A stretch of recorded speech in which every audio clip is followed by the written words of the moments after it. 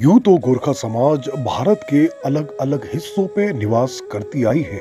उसी तरह मध्य प्रदेश के एक जिले छिंदवाड़ा में भी गोरखाली समाज काफी लंबे समय से एकत्रित होकर एक सूत्र में बंधते नजर आते हैं। गोरखा गौरव उत्थान समिति के माध्यम से लगातार गोरखाली समाज जो यहाँ पर चंद हजार की संख्या में है, वह लगातार सांस्कृतिक रूप से कार्यक्रम आयोजित करते हुए अपने समाज के होनहार लोग एवं वृद्ध जनों का लगातार सम्मान जता रहे हैं। आपको बता दें कि मध्य प्रदेश के छिंदवाड़ा में गोरखाली समाज के अधिकांश लोग या तो कोल माइनरी से जुड़े हुए हैं या स्पेशल आर्म्ड फोर्स यानी विशेष सशस्त्र बल पुलिस के साथ जुड़े हुए हैं। उनकी रोजगार के बाद जीवन छिंदवाड़ा में ही बस चुकी है एवं उनकी तादाद जो लगातार संगठित होने के बाद चंद हजार ही है, लेकिन उनके कार्यक्रमों को देखकर भारत में रहने वाले अन्य 1.5 करोड़ गोरखाली समाज वाकई आनंदित होंगे। साथ ही साथ उनके क्या सामाजिक एवं राजनीतिक समस्याएं हैं, किस तरह वह वहां पर जीवन यापन करते हैं एवं किस अंदाज में छिंदवाड़ा के गोरखाली समाज का जीवन है, इसी सभी विषय वस्तु को लेके वीर गोरखा वेब टीवी ने गोरखा गौरव उत्थान समिति के अध्यक्ष देव आनंद राणा से बात की है।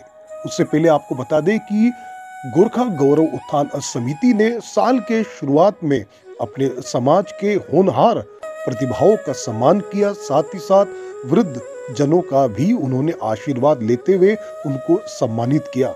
इसी तरह के सांस्कृतिक आयोजन के तहत ही वह गोरखाली समाज एवं संस्कृति से जुड़े हुए हैं। आइए जानते हैं वीर गोरखा वेब टीवी की यह खास प्रस्तुति कि किस अंदाज एवं किस तरह का जीवन है छिंदवाड़ा के गोरखाली समाज का। नमस्कार, हमारे साथ मध्य प्रदेश के छिंदवाड़ा से सीधे मौजूद है देव आनंद राणा जी, जो वहां पे गोरखाली समाज को एकत्रित करते हुए लगातार कोशिश कर रहे हैं कि गोरखाओं को एकजुट करें और उनके एकता, सांस्कृतिक और उनके जो भी सामाजिक समस्या है उनके लिए एक साथ खड़े होके लगातार लंबे समय से काम कर रहे हैं। देव आनंद जी, आपका स्वागत है। Thank you sir, thank you sir. सबसे पहले ये बताइए, छिंदवाड़ा जैसे सुदूर इलाके, लगभग एक तरह से यूं कहे कि एक आदिवासी बाहुल्य क्षेत्र मध्य प्रदेश का सेंटर है, वहां पे आप किस तरह से गोरखा समाज को एकत्रित कर रहे हैं और आपकी समिति का नाम क्या है और क्या क्या आप कार्यक्रम करते हैं? सबसे पहले आप सभी को मेरा सादर प्रणाम। मैं विगत 2014 से इस सामाजिक कार्यक्रम की भूमिका को मैंने तैयार किया और सरवाइव करने के लिए मैंने रातों दिन मेहनत किया और यहाँ जो भी सुदूरपूर गोरखा लोग बसते हैं उनको एकत्रित करने में मैंने भरपूर कोशिश की। जबकि ये महाराष्ट्र की सीमा से लगा हुआ एक छोटा सा शहर है, 12-13 लाख की यहाँ की पॉपुलेशन है, जिसमें कम से कम 2-2.5 हजार गोरखा परिवार यहाँ रहते हैं। बेसिकली ये WCL का इलाका कहलाता है, जहां कोयला बहुत मात्रा में उपलब्ध होता है। आज से लगभग 68 साल पहले यहाँ गोरखाओं ने WCL में नौकरी और SF में की स्थापना के समय पर यहाँ पर आके उन्होंने नौकरी किया, तो गोरखाओं का यहाँ रहना स्टार्ट हुआ, जिस कारण से फिर शहर की वृद्धि हुई और आपस में लोग कनेक्ट होते गए। ऐसे करते करते आज की तारीख में कम से कम 1.5 हजार, मतलब 200 परिवार, इसका मतलब एक 1.5 हजार गोरखाओं का एक समूह एकत्रित हो चुका है। ये एक छोटा सा शहर है, सतपुड़ा की ये हरी भरी वादियां है, काफी खूबसूरत शहर, ठंडा प्रदेश। इसके पास में ही टूरिस्ट प्लेस है पचमढ़ी लगता हुआ, जो अंतरराष्ट्रीय टूरिस्ट प्लेस है, जैसा कि हम देहरादून, दार्जिलिंग जाते हैं, ऐसा ही पचमढ़ी है, काफी सुंदर। और यहाँ से नागपुर बहुत नजदीक कहलाता है, 100-125 किलोमीटर आसपास है। और यहाँ पर जब आवश्यकता होगा, मैंने यहाँ पर देखा कि यहाँ आवश्यकता है कि व्यक्ति विशेष का आपस में संगठन का होना अति आवश्यक है। हम जबकि आसपास नागपुर से भोपाल, इंदौर, जबलपुर या छोटे छोटे जो शहर है जिससे जो इससे कनेक्ट, जहाँ गोरखाओं का बहुलता बहुत अधिक है। नागपुर में कम से कम 40-45 हजार गोरखाओं का निवास है, लेकिन कमियां ये थी कि आपस में उनका कनेक्शन ना होना, मैन टू मैन कोई संगठन नहीं, कोई समाज नहीं, कोई एक्टिविटियां नहीं। जबकि हम नेपाल से बिलोंग करते हैं, हमारे फोर फादर्स या जो भी है नेपाल से आके पूरे भारत में जहां जहां बसे। इसी प्रकार मध्य प्रदेश का भी यही हाल रहा, काफी दूर दूर फैले हुए हैं। हाँ, यहाँ आवश्यकता मैंने ये समझी कि आपस में कनेक्शन नहीं, बच्चों की शादी जैसी समस्याओं में बड़ी दिक्कतें आती थी। हमारा किसी भी दूसरे शहरों से कोई नेटवर्क नहीं था, कोई कम्युनिकेशन नहीं था, इसीलिए यहाँ ये हालत हुआ कि हमें बच्चों को शादी जैसे जो भी हमारे व्यवहारिक चीजें आवश्यकताएं थी उसमें बड़ी परेशानी आई। और दूसरा चीज, हमारा जो नेपाली कल्चर है वो बिखराव था, लोग जानते नहीं थे। भाषाओं का, जैसा कि हम हिंदी में आपको इंटरव्यू दे रहे हैं, हम लोग हिंदी भाषी क्षेत्र में रहते हैं, हमारा एजुकेशन भी हिंदी में हुआ, तो हमारी जो मदर टंग है, हमारी जो नेपाली भाषा है, उसमें हम लोगों को बड़ी दिक्कतें आती थी। प्रोनाउंसिएशन हम लोग स्पष्ट नहीं कर पाते थे। सेम कंडीशन हमारे बच्चों में आई कि उनका तो और अधिक बिखराव आया कि हमारी भाषाओं को मूल चूल जो भी हमें जो चाहिए था वो हम नहीं कर पाए। हमने ये आवश्यकता 2008 में हमने छिंदवाड़ा को अपना कार्य क्षेत्र समझा। हमने आके धीरे धीरे देखा यहाँ का कि काफी अच्छे लोग रहते हैं, मोस्टली एसएफ में या डब्ल्यूसीएल में जॉब करते थे। उनका परिवार सब अलग अलग खंडों में रहा। ये आवश्यकताओं को देखते हुए मैंने आके एक आवश्यक समझा कि हम एक जन समूह, हमारा गोरखाओं का, उनमें आपस में कनेक्शन हम जोड़े। फिर हमने धीरे धीरे करते हुए सन 2013 में छोटे छोटे नुक्कड़ सभाओं के द्वारा हमने मीटिंग किया, घर घर गए, लोग को ट्रेन किया, आवश्यकताओं को बोध कराया मैंने कि ये जरूर है, आवश्यकता है कि आप लोग जुड़े। शायद कभी किसी के मरने में, शादी ब्याह में आवश्यकता होता है। ऐसे करते करते करते हमने काफी कल्चरल एक्टिविटियों को ध्यान दिया। जबकि मैं होटल व्यवसाय से हूं, तो हमारे पास होटल में काफी अच्छी सुविधाएं थी। हमने यहाँ से उनसे मांगा, जगह मांगी, हमें जगह प्रदान की गई निःशुल्क।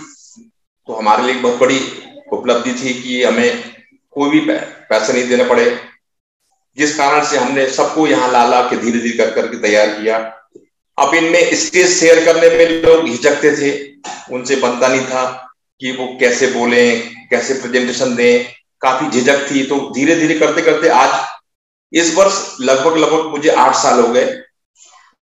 आज जाके अब समझ में आता है कि हमारा जो 2014 का जो हमारी अथक मेहनत थी उसका हमने एक बहुत साकार रूप दिया।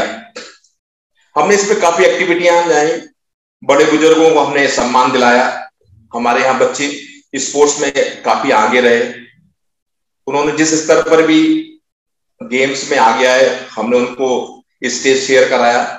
फिर एजुकेशन सेक्टर में बहुत सारे बच्चे डॉक्टर बने, किसी ने सीए किया या और भी फील्ड में बच्चे गए, हम उनको स्टेज पे ला के अब जो भी हमसे बनता था हम उनको कहना चाहिए कि उनका नाम पूरे समाज में हमने फैलाया।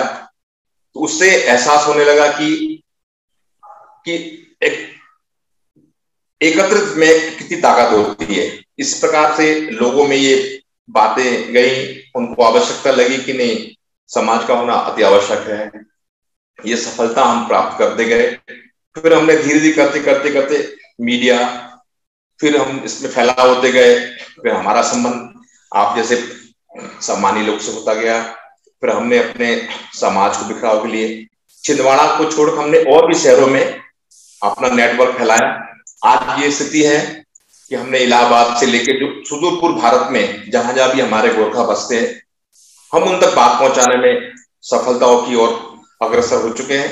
हमें आप जैसे लोगों का भी बड़ा योगदान रहा, जबकि हम आज तक जब सिर्फ सोशल नेटवर्किंग सहारे ही हम आपसे जुड़ पाए, तो हम अपनी बात रखने में आप सफल हुए। जी जी सर, एक चीज जानना चाहूंगा यहाँ पे, आप किस नाम से समिति चलाते हैं और समिति क्या क्या काम कर चुकी है अभी तक गोरखा समाज की एकता के लिए, उसके बारे में संक्षिप्त में अगर आप बता पाए।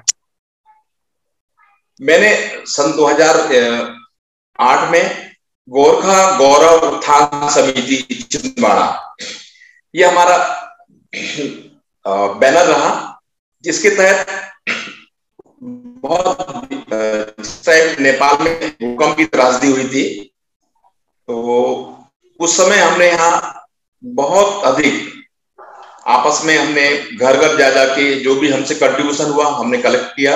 हम दिल्ली तक बात पहुंचाए हमने। दिल्ली में भी जनकपुरी में जो नेपाली समाज का मंदिर रहा, तो वहां पर ईश्वर कृष्ण शास्त्री महाराज जी का एक बहुत बड़ा इसी भूकंप के संबंध में वो आए हुए थे, वहां कार्यक्रम था। तो हमने संस्कार टीवी के माध्यम से कनेक्ट हुए उनसे, तो उनको हमने बताया कि हमें अपने कंट्रीब्यूशन जमा करना अपने देश के लिए, हमारे जो नेपाल में जो हालात हुए उसके लिए। तो हमसे जो जमाना, हम जून के महीने में हम दिल्ली गए, वहां हमने जाके जितना भी हमने कलेक्शन किया वहां दिया। हम 2 दिन रहे, लोगों से मिले।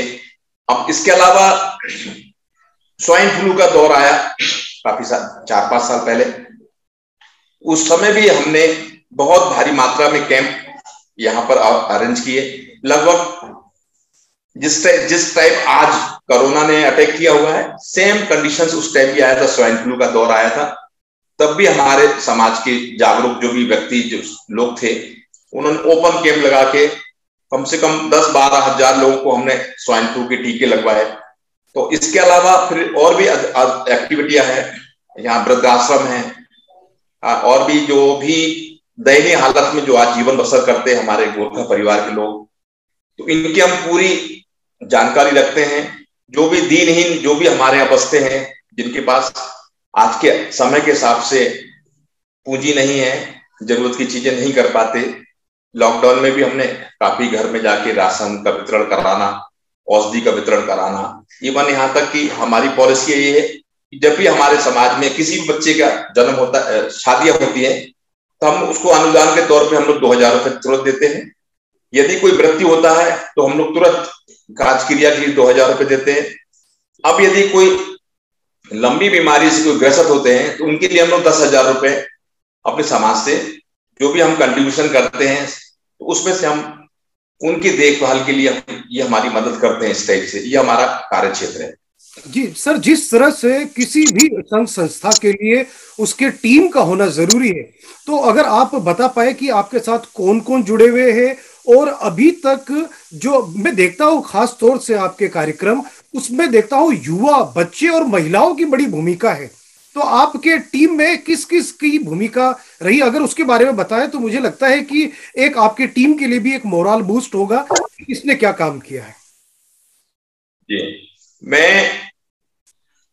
जब हमने 2008 में 14 में इसको स्टैंड किया, तो सर्वप्रथम हमने महिलाओं को पहले आगे लाने के लिए श्रीमती उषा गुरुंग जी को अध्यक्ष के तौर पे हमने चुना, और उसके साथ हम लोग पीछे खड़े रहे। मैंने उपाध्यक्ष की भूमिका अदा की। फिर दूसरी लेडी आई कोषाध्यक्ष के लिए, आशा गुरुंग। फिर उसके अलावा श्रीमती केशव शर्मा, श्रीमती कीर्ति, मतलब महिलाओं को हमने विशेष दिया। हम पीछे से रहे क्योंकि किसी को एक्टिविटियां आती नहीं थी, किसी के पास उतना अनुभव नहीं था इन सब चीजों को कि एक समाज को कैसे सरवाइव करना चाहिए। तो हम बैकिंग में रहे, और जो हमसे बना, मतलब मेन पावर के तौर पे हमने महिला बॉडी तैयार की, और सपोर्टिंग के लिए हम लोग काम करते रहे। और फिर हमने 3-3 वर्ष का हमने एक समय चुना, जो एक हमारे मैनिफेस्टो में होता है कि हम 3 साल में एक नई बॉडी तैयार करें। फिर ऐसे करते करते जब अगला टर्न आया, तो यहाँ के लोगों ने हमारी एक्टिविटियां को पसंद की। फिर हमें उन्होंने अध्यक्ष का एक भार दिया, तो उसको मैं बखूबी पिछले 3 सालों से निभा रहा हूं। अब इसके बाद अभी हमारी नई बॉडी आई, तो हमारे पास उपाध्यक्ष के तौर पे मन बहादुर साहब आए, सचिव के तौर पे नर बहादुर गुरुंग साहब आए, कोषाध्यक्ष के लिए दूध बहादुर सुब्बा जी आए, जो अभी अभी रिटायर्ड हुए थे एसएफ से। उनके पास वर्किंग पावर बहुत अच्छी थी, तो हमने उनको ये बनाया। ऐसे करते करते हम लोग ने इस टाइप को हम लोग रन कर रहे हैं। अब जबकि यहाँ अधिकतर लोग सब नौकरी पेशा है, तो उनके पास उतना समय होता नहीं है पुरुषों में। तो महिलाओं का होना, बच्चों का होना, ये काफी जागरूक हुए। इन्होंने हमें बड़ा संगठन में सहयोग दिया। जिस मात्रा में आप हम देखते हैं, हम जो कल्चर एक्टिविटी कराते हैं, घर घर जाते हैं, इनको हम लोग समझाते हैं, तो इनका हमें बड़ा योगदान मिला। तो जिस कंडीशन से हम लोग कोई भी कार्यक्रम करते हैं, यहाँ तक कि हम लोग तीज का त्योहार मनाते हैं, दशहरा मनाते हैं, और सब एक दूसरे से कनेक्ट हैं आपस में। यहाँ ये मानिए आप राई, गुरुंग, सुब्बा और थापा, लामा, अधिकतर जो भी संप्रदाय हमारे गोरखा समाज में होते हैं, तो सभी का यहाँ निवास है और बड़े भाईचारे से मिलते हैं आपस में। ये मान के चलिए कि बड़ा एक सुकून मिलता है कि हम जैसे कि नेपाल में बसते हो। वो हमने एक छिंदवाड़ा को एक रूप दिया, जिसमें हम सफलता प्राप्त कर रहे हैं। सर, जिस तरह से देखने को मिलता है, मैं भी खुद मध्य प्रदेश में काफी लंबा मेरी कर्म भूमि रही है, और एक तरह से मैंने देखा है कि छिंदवाड़ा जो इलाका है एक आदिवासी बहुल इलाका है। ऐसे क्षेत्र में राई, लिंबू, थापा, मगर और आप स्वयं राणा है, उनके लिए एक अलग से मानसिकता बनी रहती है। आपने देखा होगा, टीवी हो या बॉलीवुड हो, एक तरह से एक टैग जैसा एक माध्यम बना दिया है उन्होंने हमारे समाज के लिए। तो किस तरह की आमतौर पे सामाजिक दिक्कतें पेश आती है आपको छिंदवाड़ा में और आपके समाज को?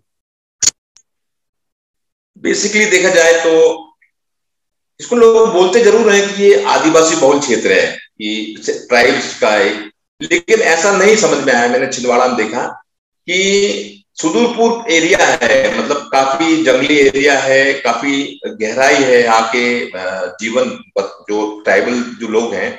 लेकिन जो शहर में जो बहुलता है वो अधिकतर बाहरी लोगों का है।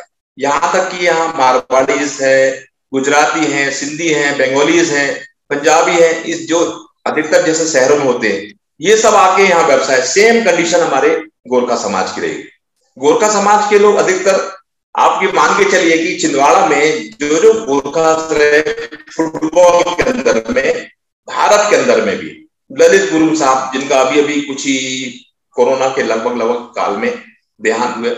ये सोचिए कि हम लोगों ने जो नाम सुना था, अंतरराष्ट्रीय स्तर के फुटबॉल प्लेयर है। जैसे ध्यानचंद जी का आपने नाम हॉकी में सुना होगा, वो नाम ललित गुरुंग जी के लिए लोग आज भी आदर से लेते हैं। तो वो एक छवि यहाँ के लोग के प्रति कि ये जो भी गोरखा है जो रहते हैं, बड़े कोऑपरेट होते हैं, मिक्सर होते हैं। और फिर स्पोर्ट्स में ऐसे बहुत से नाम हैं जिन्होंने यहाँ नाम कमाया है। हमारे अब बच्चों में, हमारे यहाँ कुछ बहुत सारी बच्चियां हैं जो राष्ट्रीय स्तर पर भी फुटबॉल में या पावर लिफ्टिंग में ऐसे काफी उसमें एक्टिविटीज में पार्टिसिपेट करती हैं। और यहाँ गोरखाओं का नाम के अलावा इस शहर का भी नाम, इवन यहाँ तक मध्य प्रदेश फुटबॉल में भी बच्चियां जा रही हैं, और पावर लिफ्टिंग है, वेट लिफ्टिंग है, इस टाइप के काफी एक्टिविटी हमें, उससे हम लोग को एक सम्मानीय दृष्टि से या लोग एहसास कराते हैं ना कोई। और ये बहुत छोटा शहर है, बड़ा शांत प्रिय शहर है। जो भी गोरखा है बहुत अच्छे मन से मिलजुल के रहते हैं। सर, कौन सा ऐसा क्षेत्र है, अगर छिंदवाड़ा में गोरखाली समाज अधिकतर किस क्षेत्रों में ज्यादा निवास करता है? जैसे एक क्षेत्र बना रहता है हर एक जगह, जैसे आप दिल्ली में जाओ तो कुछ एक ऐसे क्षेत्र है जहां पे गोरखाली समाज के लोग अधिक संख्या में निवास करते हैं। तो छिंदवाड़ा में ऐसी कौन सी जगह है जिसको गोरखाली समाज जहां पे अधिक रहता है? ये बहुत 2-2.5-3 किलोमीटर के अंदर में ही शहर बसता है। अब यहाँ पर 8 बटालियन का एक सेंटर है। मोस्टली एक समय ये था कि सन 68 में 68 में उसकी स्थापना हुई थी। तो उस समय नौकरी के दौर पे अधिकतर गढ़वाली और गोरखाली लोग यहाँ आए। तो 20 शहर में होने के साथ ना उसके आसपास कुछ बस्तियां हैं, जैसे मोहन नगर है ना, ऐसे कुछ एरियाज हैं जहां हमारे समाज के लोग का बड़ा रहन सहन हुआ। फिर गढ़वालीज भी बड़ी संख्या में है। हाँ, उसमें संगठन ना होना, फिर लास्ट ईयर हमने उनको ऑफर किया कि साहब हमारे समाज में आप तो आइए, आपका स्वागत है, तो हमने उनको शामिल किया। हमने अपनी खुशियों में उनको शामिल, उनको बहुत अच्छा लगा। और हमारे समाज की जो एक्टिविटियां हैं, फिर हम धीरे करते करते करते हम बाहर लेके आए अदर कास्ट में। जब हम चीफ गेस्ट बनाने लगे, तो अभी अभी कांग्रेस का भी हमने सपोर्ट लिया, बीजेपी का भी हमने सपोर्ट लिया, और जिस टाइप से हमें स्नेह मिला, अब हमने अपनी बात रखी। जहां हमारा गोरखाओं का बहुलता है, 2-3 कॉलोनियां हैं पास में ही, तो इसमें जितने अधिक, वहीं पर हम अपना भवन निर्माण की ओर अग्रसर है। भगवान का पशुपतिनाथ जी की स्थापना के लिए भी हम लोग प्रयास कर रहे हैं। जी अब सर, जबकि इस बारे में मैं जानना चाहूंगा कि पशुपतिनाथ का एक मंदिर बनाने का आपकी समिति विचार कर रही है, तो इस बारे में भी थोड़ी बताएं कि पशुपतिनाथ मंदिर जो आप लोगों ने प्रस्तावित किया है और अपने समिति का भवन जो आपने सोचा है, क्या है उसकी तैयारी? क्योंकि काफी सारे लोग इस प्रोग्राम को देखने के बाद बिल्कुल चौंकेंगे कि छिंदवाड़ा जैसे क्षेत्र में, जो बिल्कुल एक तरह से गोरखाओं की अगर बात होती है तो छिंदवाड़ा का नाम बहुत ही कम सुनने में आता है, लेकिन आप इतने कर्मयोगी की तरह काम कर रहे हैं। तो आप के बारे में हमने सुना है आपकी समिति एक भवन के लिए और एक पशुपतिनाथ का मंदिर भी बनाने जा रही है। धर्म बहुत जरूरी है समाज को एकत्रित करने के लिए, इस विषय में जरा विस्तृत तरीके से बताइएगा। इसकी प्रेरणा मुझे, जब हम भूकंप सहायता के लिए हम जब दिल्ली गए, तो जनकपुरी में जो हमने स्थान देखा, तो उससे इसकी पूरी प्रेरणा हमको वहां लगी। और हमें वहां महाराज जी के साथ, हमारा उनके साथ मिलना अत्यंत सौभाग्य का विषय रहा। वो भेरवा में उनका भी काफी अच्छा आश्रम वगैरह है। वो हमें काफी प्रयास किया कि हमें आप छिंदवाड़ा लेके चलो, हम देखना चाहते हैं। जब हमने वहां मदद किया अपने संप्रदाय के लोगों को, जो भी हमारे पास तुच्छ राशियां थी, हमने जैसे भी भेंट की, सिर्फ मतलब पैसे का नहीं था, हमारा जो कनेक्टिविटी थी, हमारा जो सोच था, उससे दिल्ली के लोग काफी अट्रैक्ट हुए।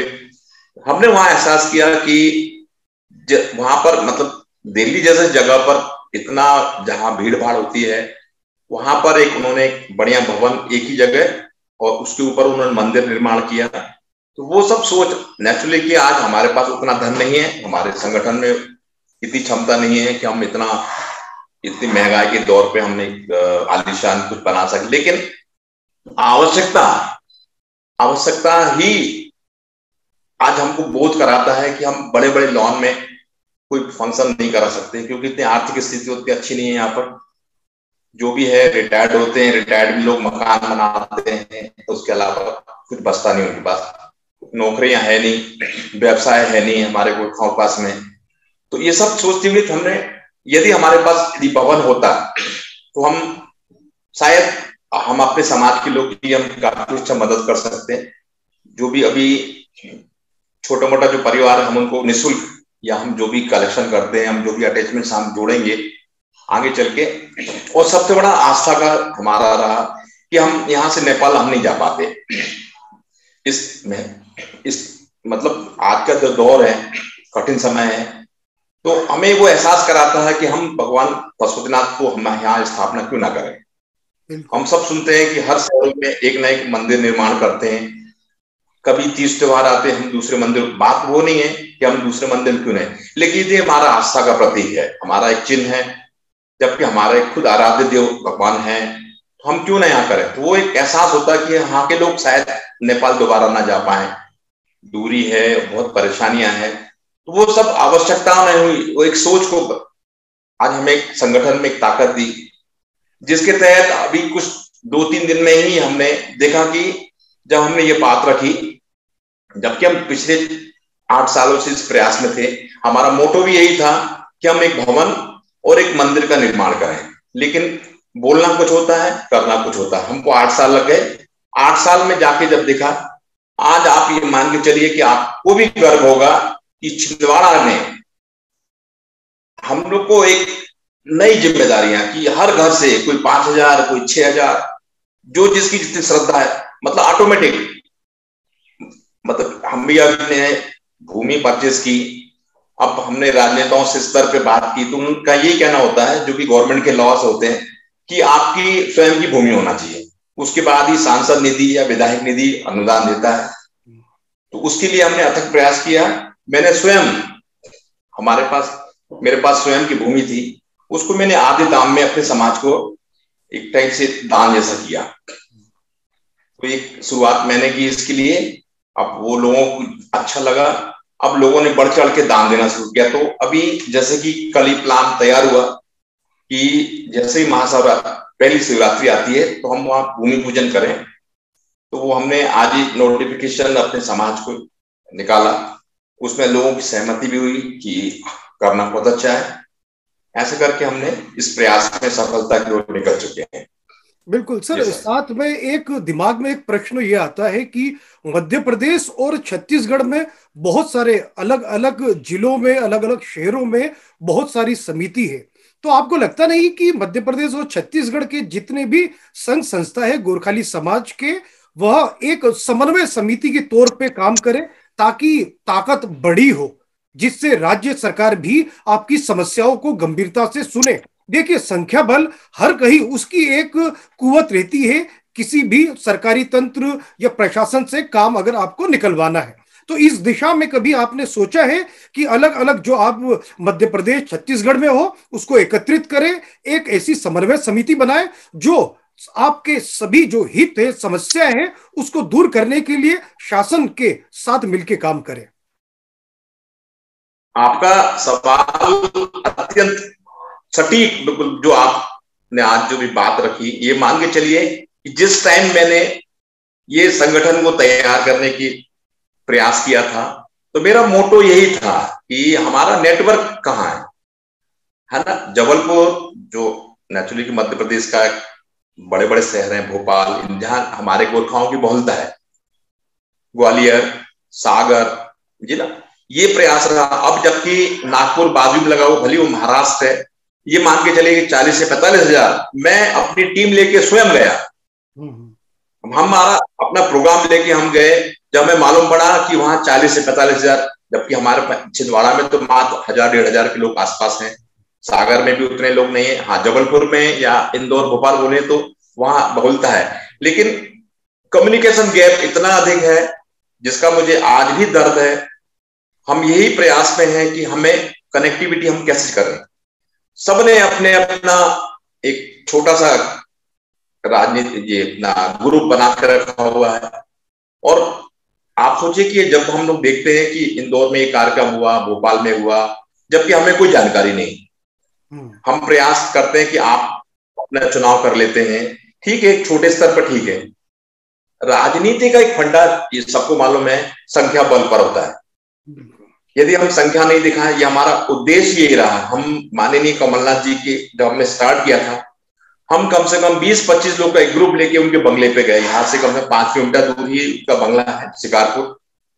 मैं स्वयं ये मुझे एहसास था कि संख्या बल का एक बहुत अहम रोल होता है किसी स्तर पे भी काम कराने के लिए। हम भले राजनीति में हस्तक्षेप नहीं करते, लेकिन राजनीति से आप कुछ प्राप्त कर सकते हैं, इस सोच के साथ में उनके बंगले पे गया। जब वो 8-10 हजार लोग के बीच में विजिट करते हैं, मिलते जुलते हैं, तो उनका नजर हमारे जो भी हम 20-25 लोग लेके गए, सिर्फ फेस रीड करके कि ये डिफरेंट टाइप के लोग कौन है करके, शायद उन्होंने कभी देखा ना हो। ये मानिए कि उन्होंने खुद एहसास किया कि आप लोग कहाँ के हैं। तो ये बड़ा अनहोना सा सवाल था। तो मैंने लोगों को अपने फीड भी किया था, लेडीज भी, आप लोग आगे आप बोलना, जरूर बोलना, टाइम कम रहता है, काफी लोग वेट कर रहे हैं। आप सोचिए कि मैंने उनका फेस किया, मैंने उनको जवाब दिया कि सर हम लोग छिंदवाड़ा के हैं, 3 पीढ़ियां यहाँ रहती हैं।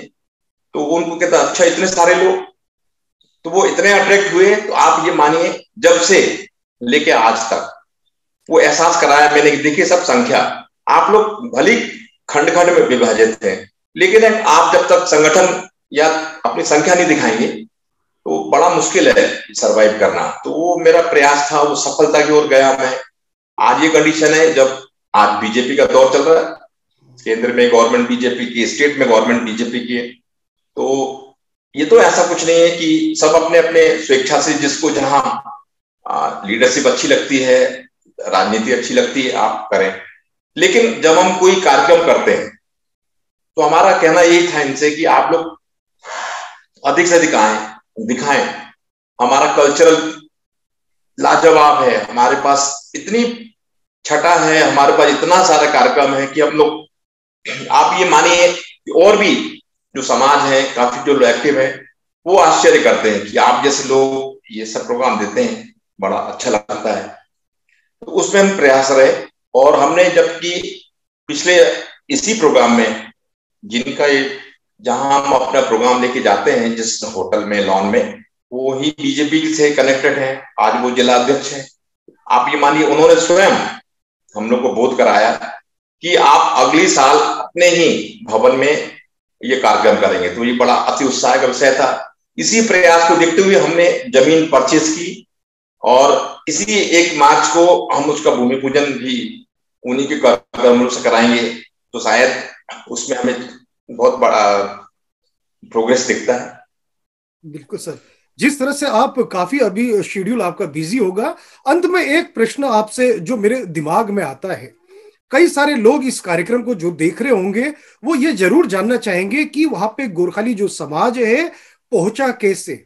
देखिए, मध्य भारत, अगर मैं गलत नहीं हूं तो मध्य भारत की राजधानी नागपुर थी। उसके बाद जो माइनिंग के काम में, माइनिंग जैसे मुश्किल और एक खतरनाक काम में बहुत बड़ी संख्या, क्योंकि मैं मध्य प्रदेश के कई ऐसे क्षेत्रों में गया हूं जहां पे कम कम समूह में भी गोरखाली समाज काफी लंबे साल से, कई जगह तो ऐसे है जैसे सरगुजा के करीब एक जगह है विश्रामपुर, वहां पे 100 साल से अधिक समय हो गया है उनको अपने अपने पहाड़ के क्षेत्रों से आए हुए।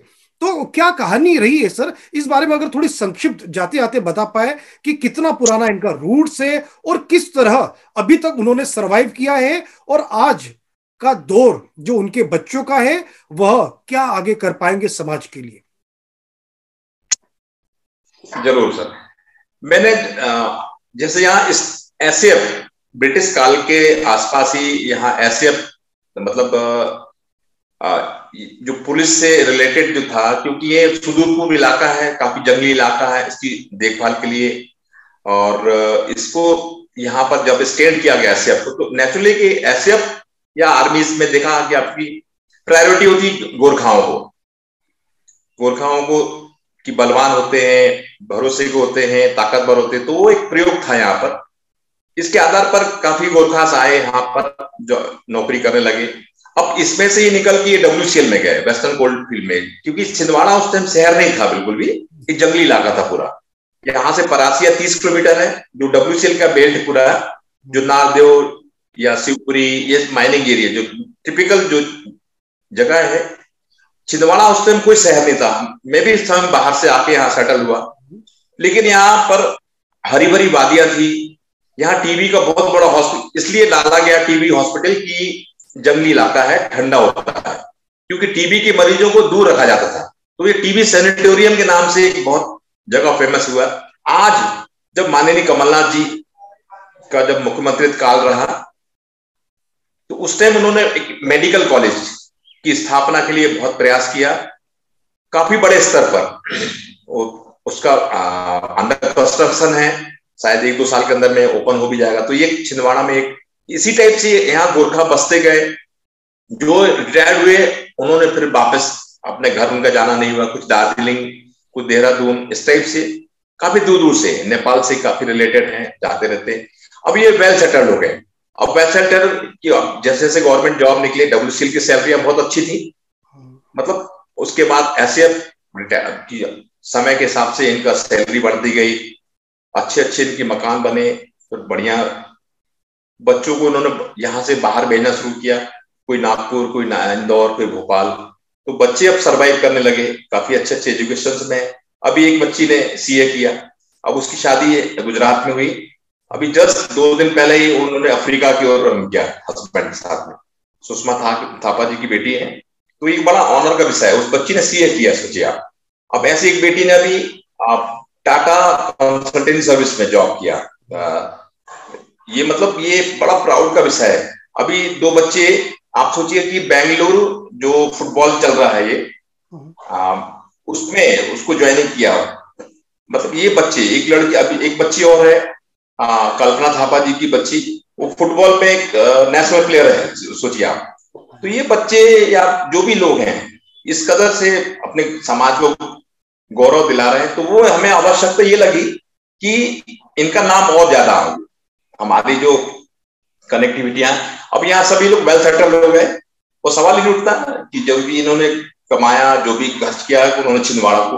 अब छिंदवाड़ा बेसिकली बहुत खूबसूरत एटमॉस्फेयर के हिसाब से, क्योंकि यहाँ पर इतनी घनी पहाड़ियां हैं, काफी हाइट में है ये शहर, मौसम का बड़ा अच्छा है, पानी, यहाँ का जीवन बड़ा अच्छा है, और लोग बहुत सादगी वाले लोग रहते हैं, क्योंकि डिफरेंट डिफरेंट टाइप के कास्ट के लोग हैं, और आपस में ये मानिए इतना शांत शहर है। तो इसको देखते देखते हमने भी आके, मैं बेसिकली सागर से हूँ, लेकिन मेरा जीवन पूरा बहुत सारे रहा, लेकिन मैंने आके छिंदवाड़ा को ही अपना कर्म क्षेत्र बनाया। अब कर्म क्षेत्र के अलावा फिर मैंने अपने गोरखा समाज के लिए आवश्यकता हुआ कि यहाँ संगठन किया जाए। तो आज ये मानिए हमने सीढ़ी दर सीढ़ी चढ़ते हुए आज हम 8 साल पार कर चुके हैं, और हमारे प्लान भवन के लिए चला गया, मंदिर के लिए चला गया। भविष्य में हम न जाने क्या क्या कर सकेंगे।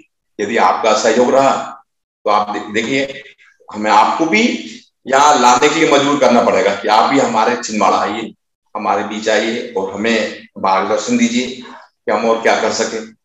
बिल्कुल सर, जिस तरह से आपने बात की आपका धन्यवाद। लेकिन अंत में कुछ चीजें और कहना चाहूंगा आपसे कि आप जैसे लोगों को देख के प्राउड होता है।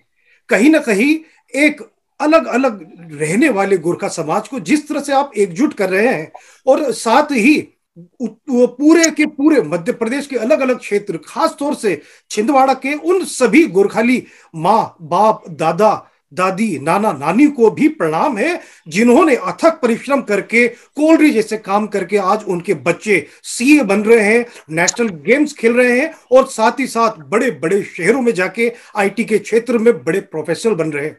इस चीज को लगातार आगे बढ़ाते रहें। और आप जो कार्यक्रम देखने वाले छिंदवाड़ा के बच्चे हैं, उनसे भी ये अपील है कि जो उनके माँ बाप ने किया, जो उनके दादा, जो उनके पूर्वजों ने किया, उस विधा को आगे बढ़ाते जाए और खूब मेहनत करें। राष्ट्र निर्माण के साथ राज्य और जिले के निर्माण में भी अथक परिश्रम करें।